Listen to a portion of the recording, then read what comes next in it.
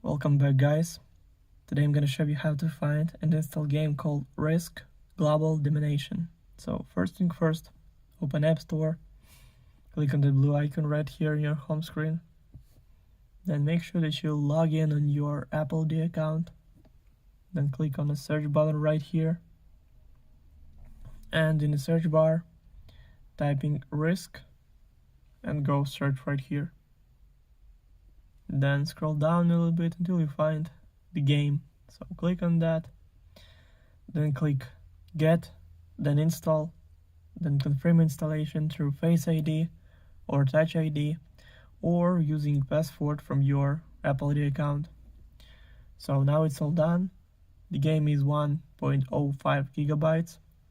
Also, all links will be in the description of this video.